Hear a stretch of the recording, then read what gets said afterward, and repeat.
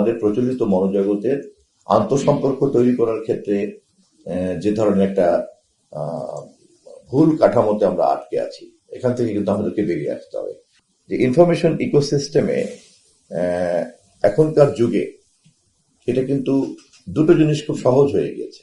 একটা হচ্ছে প্রকৃতি প্রদত্ত এই ধরনের আশীর্বাদ, প্রকৃতির আশীর্বাদ। আরেকটা হচ্ছে কিন্তু এখনকার তথ্যের ক্ষেত্রে কিন্তু ব্যাপারটা এরকমই হয়ে গিয়েছে। প্রথমত এই জগৎটা কেউ নিয়ন্ত্রণ করার জায়গাতে আর নাই।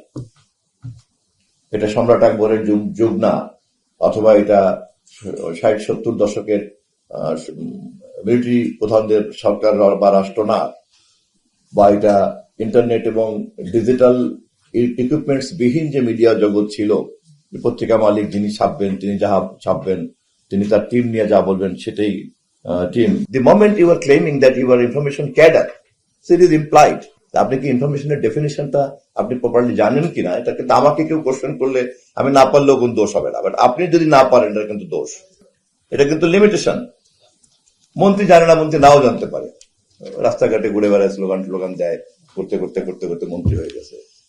But you are BCS cadre. আপনাদের চলনে বলনে, পোশাকে পরিচ্ছদে, কথায়, সবকিছুর মধ্যেই তো একটা আপনার এই সিস্টেমে তো ক্যাডার মানিতে একটা অনেক বড় কিছু, তাই না? এবং you are the permanent component of the government. We are not permanent component of the government. We just come for 5 years। এরপর আবার পাবলিক চাইলে পরে 2 বছরের মাথায় বিদায় করে দিতে পারে।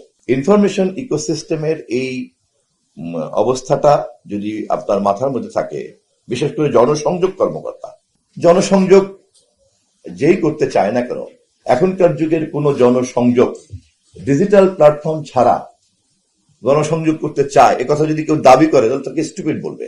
এনিওয়ান সে ক্লেম করছে যে he is serious to build up public relation, আর তাকে বলা হচ্ছে যে তোমার সোশ্যাল মিডিয়া আছে কয়টা? বলে আমি সোশ্যাল মিডিয়া ব্যবহার করি না।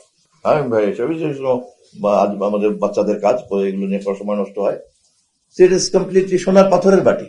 কিন্তু এটাও সত্য যে আমাদের বয়স্ক অনেকেরই মনোজগতের মধ্যে এখনো কিন্তু সোশ্যাল মিডিয়াতে একটা টাবু আছে। এখন আমরা যে যুগে প্রবেশ করেছি তাতে ডিজিটাল লিটারেসির যে বেসিক নলেজটা আমাদের যাদের নাই, আমরা কিন্তু ওই রকম নলেজবিহীন একটা বোবা মানুষের সমাজের মধ্যে আমাদেরকে ঢুকে যেতে হবে। 300+ ইনফরমেশন ক্যাডার বাংলাদেশ গভর্নমেন্টের আছে, এবং এই 300 এদেরকে ঘিরে যদি এক একটা গুচ্ছ তৈরি হয়, এরকম ক্যাপেবল একটা ইনফরমেশন ক্যাডার, আমি যদি কল্পনা করি যে he or she will be at per with any modern country,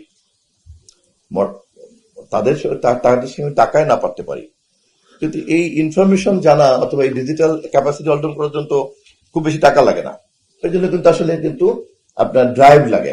একটা সাইকোগ্রাফি তৈরি করা কিন্তু কোনো কঠিন কাজ না, কিন্তু কারণ ডিজিটাল প্ল্যাটফর্মে ফুটপ্রিন্ট যখনই থাকে, ওই ফুটপ্রিন্টকে ক্যালকুলেশন করে আপনাকে দেখিয়ে দিবে কোন পোস্টে কয়টা লাইক করেছে, কয়টা ডিসলাইক করেছে, কয়টা মন্তব্য নেগেটিভ, কয়টা মন্তব্য পজিটিভ, এবং এটা দিয়ে দেখিয়ে দিবে যে এই কন্টেন্টের জন্য এই হলো গ্রাফ। তাহলে প্রতি মুহূর্তে কিন্তু হোল আমাদের এই জনবলকে যদি আমি ওইখানে নিয়ে দাঁড় করতে পারি, তাহলে আমাদের গভর্নমেন্ট বা রাষ্ট্র কিন্তু সারাক্ষণ কিন্তু টের পাবে যে সরকারের গণসংযোগের কারণে সে কি নামছে না উঠছে।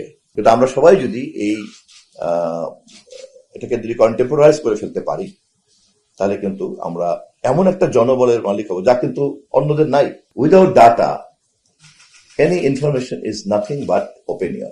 Assumption and information এর মধ্যে পার্থক্যটা বুঝি না। Assumption মানেই কিন্তু ইনফরমেশন না, এবং ইনফরমেশন মানেই কিন্তু ফ্যাক্টস না। মিডিয়া জগতের এই সূক্ষ্ম বিষয়গুলি খুব পরিষ্কার থাকতে হবে, তা নাহলে কিন্তু এই খেলাতে যে কোনো সময় কিন্তু আমরা ধরাশায়ী হতে দিতে পারি। আপনি যদি অসৎ কাজও করতে চান, আপনাকে কিন্তু অনেস্টলি ডাটা প্রিজার্ভ করতে হবে। কারণ আপনি যদি নাই জানেন, ডাটা যদি আপনি নাই জানেন, তাহলে আপনি যদি ভালো অথবা মন্দ যাই আপনি করতে চান না কেন, তাহলে তা করতে পারবেন না। যেহেতু আমাদের প্রচলিত স্ট্রাকচারের মধ্যে এই নলেজগুলি নাই, তাহলে আমাদেরকে এই নলেজটা আউটসোর্সিং করতে হবে।